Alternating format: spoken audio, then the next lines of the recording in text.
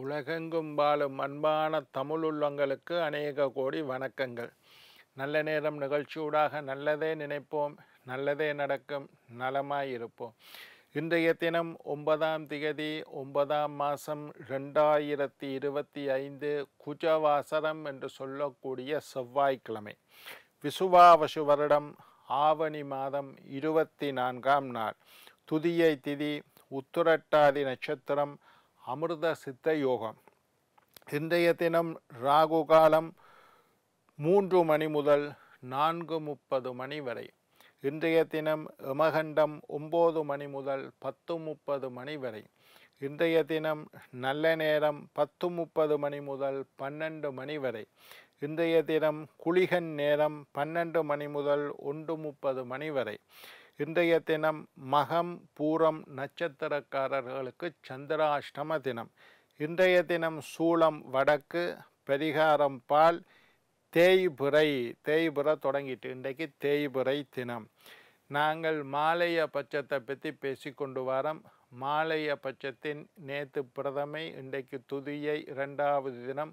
முன்னோர்களை வழிபடக்கூடிய அற்புதமான நாள். இன்றைக்கு செவ்வாய்க்கிழமை, முருகனை வழிபடக்கூடிய நாள். முருக பக்தர்கள் எல்லாம் முருகனை வழிபடக்கூடிய அற்புதமான நாள் செவ்வாய்க்கிழமை. என்ன நேர்களே, வாருங்கள் இனி இன்றைய தினத்திற்கான ராசி பலன்களை பார்க்கலாம். மேஷம் ஏமாற்றம், ரிஷபம் வெற்றி, மிதுனம் கவலை, கடகம் லாபம், சிம்மம் நட்பு, கன்னி தடங்கள், துலாம் மகிழ்ச்சி, விருச்சிகம் தாமதம், தனுசு சுகம், மகரம் வரவு, கும்பம் சிக்கல், மீனம் அசதி. ஆன்மீக தகவல் பகுதியில் தொடர்ந்து உங்களை சந்தித்து வருவதில் மட்டற்ற மகிழ்ச்சி அடைகின்றேன். ஒவ்வொரு நாளும் ஒவ்வொரு புதிய அற்புதமான ஆன்மீக தகவல்களை உங்களோட பகிர்ந்து கொண்டு இருக்கிறேன். அந்த வகையில் இன்றைய தினமும் சில நல்ல விஷயத்தை உங்களோட பகிர்ந்து கொள்ளலாம் என்று காத்திருக்கிறேன்.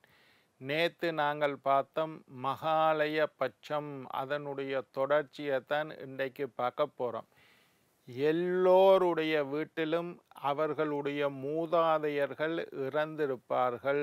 எல்லாருக்கும் எங்கட அப்பா இருக்கலாம், எங்கட அப்பாட அப்பா இறந்து போனார், ஒரு நேரம் எங்கட அப்பாவே இறந்து போனார், இல்லை அப்பாட அப்பா இறந்து போனார், இல்லை அவரோட அப்பா இறந்து போனார். இந்த மாதிரி பிள்ளைகள் தங்களுடைய பெற்றோர்கள் இறந்து விட்டால் கண்டிப்பாக இந்த மகாலய பட்சத்தை கடைபிடிக்க வேண்டும். நிறைய பேர் என்னட்ட நேரில் சந்திக்கக்குள்ள சொல்கிறீங்க, அது என்ன ஐயா மகாலய பட்சம், நீங்கள் சொல்லித்தான் நாங்கள் கேள்விப்பட்டோம், இதுக்கு முன்னுக்கு எங்களுக்கு தெரியாது, நாங்கள் ஆடி அமாவாசை மட்டும்தான் செஞ்சு கொண்டிருந்தோம், மற்றது மகாலய பட்சம்னு ஒன்று தெரியாது என்று சொல்லுவோம். எங்களோட ஊரில் எல்லாம் இதை நிறைய தெரிஞ்சு எல்லாரும் செய்யணும், நிறைய பேர் தெரிஞ்சு செய்யணும்.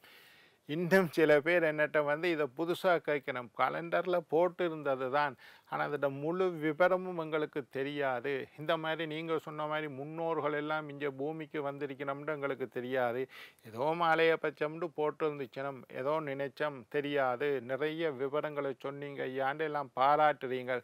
அதெல்லாம் எனக்கு மகிழ்ச்சியாக ஏற்றுக்கொள்கின்றேன். நான் சொன்னதை கேட்டு ஏதாவது செய்தால் உங்களுக்கு புண்ணியம், உங்களை புண்ணியத்தை தேட வைத்த புண்ணியம் எனக்கும் சேரும். சரி, இப்போ மாலைய பட்சத்தை பற்றி, முன்னோர்களை போற்ற வாழ்க்கையில் முன்னேற்றம் என்ற ஒரு பழமொழி இருக்குது. முன்னோர்களில் வழிபாடு கண்டிப்பாக நாங்கள் செய்ய வேண்டும். முக்கியமாக திதிகள் தெரியாதவர்கள், இப்போ சில பேருக்கு தெரியும் இறந்து போயிட்டனும், என்ன திதி என்று தெரியாதையா, அதனால் நான் தடுமாறி கொண்டிருந்தேன். பயப்படாதீங்க, திதி தெரியலையா, இந்த மாலைய பட்ச அமாவாசை என்று நீங்கள் அவர்களுக்கு செய்யக்கூடிய தர்ப்பணம் அவர்களை போய் சேரும். திதி தெரியாதவர்கள் ஒன்று. 2வது, எனக்கு திதி தெரியும் ஐயா, ஆனால் என்ன நாளில் வருதோ நான் அதை செய்ய தவறி விட்டேன். திதியை போய் ஐயர்கிட்ட பார்க்கக்குள்ள ஐயா சொல்ல, நேற்று தான் திதி முடிஞ்சுதப்பா, ஐயோ நான் செய்ய விட்டேன். திதி தெரிந்தும் செய்யாதவர்கள், ஒருத்தருக்கு திதியே தெரியாது, அவர் இறந்த நேரமே எனக்கு தெரியாது ஐயா, அதனால் என்ன திதி என்று கண்டுபிடிக்க முடியல, அவர்களும் செய்யலாம். திதி தெரிந்தும் தவற விட்டவர்கள், இந்த திதி தான்னு தெரியும் ஐயா, ஏதோ வேலை பளுவில் நான் செய்யாமல் விட்டுட்டேன், நான் போய் பார்க்கல திதி முடிஞ்சு போட்டு, அவர்களும் திதியை தவற விட்டவர்களும் இந்த மாலைய பட்சத்தன்று பித்துரு காரியங்களை நீங்கள் செய்யலாம். தவறியவர்கள், நாமும் நமது சந்ததியும் நிம்மதியாக வாழ வேண்டுமாக இருந்தால் கண்டிப்பாக எங்களுக்கு முன்னோர்களினுடைய ஆசி வேண்டும். நான் நேற்று சொன்னது போல முன்னோர்கள் எல்லாம் யமலோகத்தில் பித்ருலோகத்தில் இருந்து யமன் அனுப்பி வைக்கிறார். நீங்கள் எல்லாரும் கூட்டம் கூட்டமாக போய் பூமிக்கு போங்கோ, பூமியில் போய் உங்களுடைய பிள்ளைகள் எப்படி இருக்கணும்னு பார்த்து அவைகளுக்கு செய்ய வேண்டிய நல்லதை செஞ்சுட்டு வாங்கோ. வருஷத்தில் 15 தினங்கள் இந்த மகாலய பட்சம் என்று சொல்லக்கூடிய நேத்திலிருந்து அமாவாசை மட்டும் வரக்கூடிய 15 தினங்கள் மட்டும்தான் பித்துருக்கள் பூமிக்கு வந்திருக்கின்றார்கள். அப்படி பூமிக்கு பித்துருக்கள் வரக்கூடிய இந்த காலத்தில் அவர்களை நாங்கள் நினைக்க வேண்டும், அவர்களை நினைத்து தான தர்மம் செய்ய வேண்டும், அவர்களை நினைத்து அன்னதானம் செய்ய வேண்டும், அவர்களை நினைத்து பசுவுக்கு உணவு கொடுக்க வேண்டும். இந்த விட சிறப்பானது ஒன்று செஞ்சு சொல்லித்தாரன். இந்த மகாலய பட்சம் 15 நாட்களும் காகத்திற்கு உணவு வையுங்கள். பித்துருக்கள் காக ரூபமாக வருவதாக எங்கள் சாத்திரங்கள் சொல்லுகின்றன. அது மாதிரி இந்த 15 நாளும் வீட்டு வாசலில் காகம் ஒன்று வந்து கா கா காண்டு கத்திக்கொண்டே இருக்கும். நாங்கள் அதை கவனிக்கிறதும் இல்லை, திரும்பி பார்க்கறதும் இல்லை. எங்களுடைய நினைப்பெல்லாம் என்ன, இந்த முழு பூலோகமும் எங்களுக்காக படைக்கப்பட்டது, இது முழுதையும் நாங்கள் தான் அனுபவிக்க வேண்டும். அது தவறு.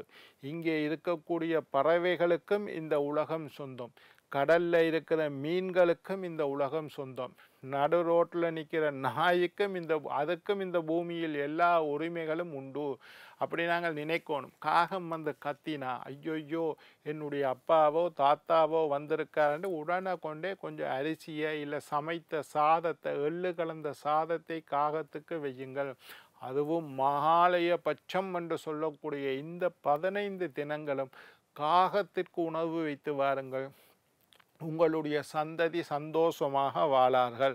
முன்னோர்களை வழிபட்ட பின்பு இந்த 15 நாட்களும் முதல்ல காலையில் எழும்பி சாமிக்கு விளக்கு கொளுத்த முன்னோர்களை வழிபட்ட பின்னர் தான் தேவ பூஜைகள் செய்ய வேண்டும் என்று தர்ம சாஸ்திரத்திலேயே சொல்லப்பட்டிருக்கு. சாஸ்திரங்கள் அறுதியிட்டு கூடுகின்றன. மாலைய பட்ச தினங்களில் முதல்ல முன்னோர்கள் வழிபாடு செய்யுங்க, அதுக்கு பிறகு தான் சாமி. அப்போ நீங்கள் என்ன செய்யணும், யாராவது இறந்து போனாக்களோட படம், யாராவது இல்லை உங்களுடைய அப்பா இல்லாட்டி அப்பாட அப்பா இறந்து போனவர்களுடைய படத்துக்கு முதல்ல தீபம் ஏற்றி துளசி தண்ணி வைத்து அவர்களை வழிபட்ட பின்னர் தான் சாமி படத்துக்கே விளக்கேற்றணும்னு மாலைய பட்சத்தில் சிரம். எல்லோருக்கும் தர்ப்பணம் செய்ய இந்த மாலைய பட்சத்தினுடைய சிறப்பு என்னென்றால், மற்ற அமாவாசை தினங்களில் தந்தையை இழந்தவர்கள் தந்தையை வழிபடுவார்கள், தாயை இழந்தவர்கள் தாயை வழிபடுவார்கள், தாய் தந்தையை இழந்தவர்கள் தாய் தந்தைகளை வழிபடக்கூடிய காலமாக மட்டுமே மற்ற அமாவாசை தினங்களும் ஆடி அமாவாசை தை அமாவாசை மற்ற அமாவாசையெல்லாம் இருக்கும். ஆனால் இந்த புரட்டாதி மாதம் வரக்கூடிய அமாவாசை மட்டும் இந்த மகாலய பட்ச 15 தினங்களும் இறந்து போன எல்லார்களுக்காகவும் நாங்கள் வழிபாடு செய்யலாம். நண்பன் ஒருத்தன் இறந்து போனான், என்னுடைய நல்ல கூட்டாளி ஐயா, பாலிய சிநேகிதன், 1ஆம் வகுப்பில் இருந்து யூனிவர்சிட்டி மட்டும் என்னோட படித்தான், விபத்தில் இறந்து போனான். நண்பனுக்கு தர்ப்பணம் செய்யலாம், நண்பனுக்கு பிண்டம் போடலாம், நண்பனை நினைத்து மோட்ச அர்ச்சனை செய்யலாம், நண்பனுக்கு செய்யலாம். என்னுடைய குரு ஐயா, எனக்கு அவர்தான் மந்திர உபதேசங்களை எல்லாம் செஞ்ச குரு இறந்து போனார், குருவுக்கும் செய்யலாம். இறந்து போன அனைவர்களுக்கும் மற்ற நாளையில் செய்ய முடியாது, நண்பனுடைய மகன்தான் நண்பனுக்கு செய்யலாம், இதோட உங்களுக்கு கூடாது.